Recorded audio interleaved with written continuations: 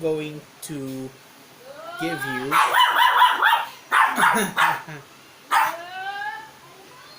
Bubbles talaga, oo. Okay, tama na. Bubbles, tama na. Okay, do it all over again. Hi guys, Ian here. First of all, I'm going to provide you the second part of the three-part series on is it embarrassing becoming a Filipino? Nakakahiya ba talaga maging Pilipino? So, recap of the first part, it's more on the showbiz industry and the preference of looks over talent, wherein a lot of people try to leave the country because mas makikilala sila sa ibang bansa kaysa dito, which is a sad fact. And now, somehow related to this is our politics. Now, disclaimer lang, wala akong kinakampihan dito. I am just thinking about this as a private citizen. So, kung ano man ang mga komento ninyo or whatever you wanted to say about this stuff, please just do it on the comment section below. Now we're going to discuss the election results, and I really can't believe it. Meron pa ring tinta ng indelible ink sa daliri ko. So, shout out sa Comelec. They've done it very well. I mean, at least the indelible ink. And I'm really surprised that the proclamations were very fast. It's one of the fastest results. Siguro kung meron mang mga additional votes pa, come to think of it, when it comes to the partial unofficial results from all of these websites and poll watchers and watchdogs and all that jazz, it seems that mas pare-pareho yung rankings nila sa mga kung sino ang nasa Magic 12 at sino yung nalaglag.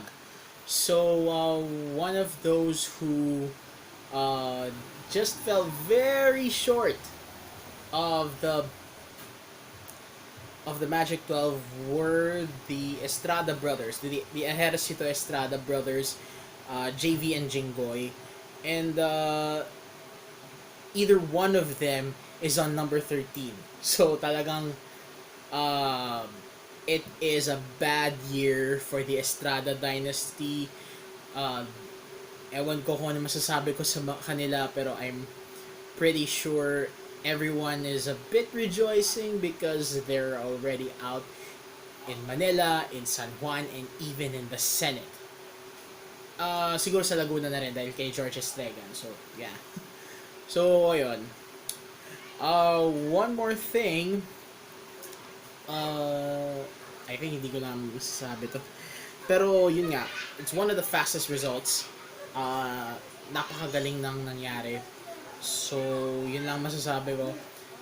And, there are actually concerns when it comes to system glitches. And, on the night of the election itself, once the polling was closed and then biglang nag-shut down yung system, there are some conspiracy theories na nagsasabi na I think this is Ching Chong intervention, folks. Yun, pero I am not really sure. I just read it somewhere. So, ayun nga. If ever those mainlanders rigged the system so that those undeserving people who deserve to win didn't win, yeah, that is unfortunate. And come to think of it, politics aside, I think the Filipino people, most of them, have moved on because once the voting ends, the watch begins, and the watch meaning making the people who we elect as a collective accountable. So, kung sino man yon, congratulations, do your bloody job, pero we will keep a bloody eye on all of them. And popular popular opinion, we they will most of them will keep an eye on Amy Marcos and Bong Revilla. Hindi ko na elaborate maigi, pero you know, you know the you know what they do. Yun lang. So, ayun nga. There are also questions on policies and qualifications such as Lito Lapid, Bongo, and Ronald De La Rosa. We'll tackle that later on. I'll be right back.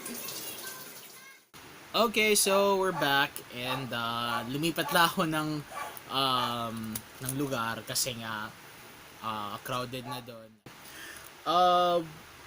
When it comes to people who got elected because of their popularity and not because of their qualifications, that is something that most people are really questioning them of their sincerity in doing their freaking job as senators. So, one of them is Lito Lapid, although medyo iffy siya kasi even though he is an actor, he did some legislation, he did his job as a senator, he did make some sense at times, pero kalamitan hindi. Pero, I mean, we'll see if he still maintained that track record. Now, Bongo is the special assistant to the president formerly, and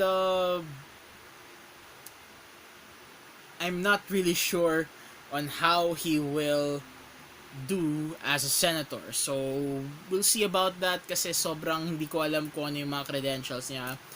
And come to think of it, he's basically personal assistant slash kanang kamay for some reason. I'm not really sure. Pero, bahala na.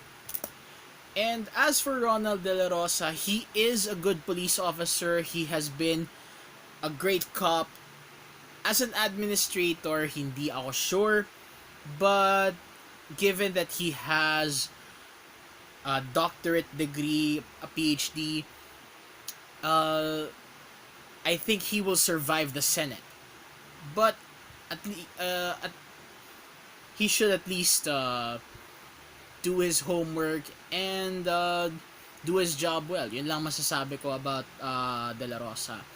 And yun lang masasabi ko. So, when it comes to reactions, nung nalaman ng mga tao na nakapasok pa si Bong Revilla sa bottom 3 ng Magic 12, marami nagsasabi, ano ba yan? Alis na ako.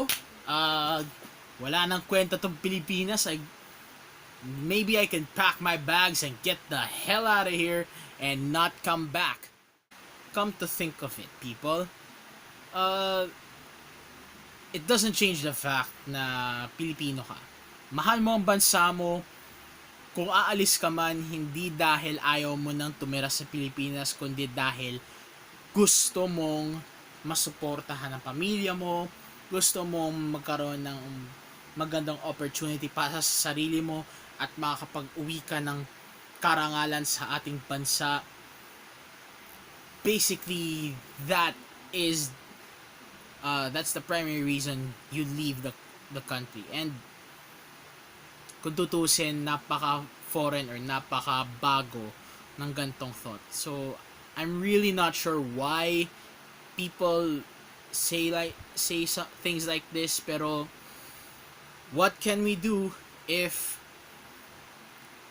most people favor a plunderer slash actor who danced his way to the freaking Senate.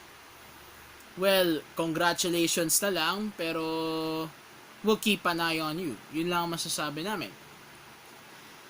But in the end of it all boils down to one thing, and that is vigilance. The watch begins kasi merong quote dito na kalimitang nasasabi or na mention lalo na pag gantong mga election. Eternal vigilance is the price of democracy. Ang kabayaran ng demokrasya ay walang hanggang pagbabantay. And I don't really care if you voted for someone, if you haven't voted at all, you abstained, or you just didn't go to the poll because you don't give a damn. But the fact that you are part of this country, you have the right, you have the duty to the country to be vigilant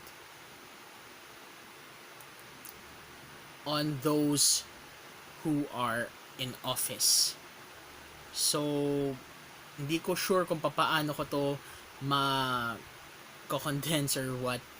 But, on part 3, dun ko na itatakal yung kung nakakahiya ba talaga maging Pilipino based on what we have in politics and in the showbiz industry and everywhere else in general. So, from here, where I am, this is Ian, and wherever you are, have a great day, and see you next time.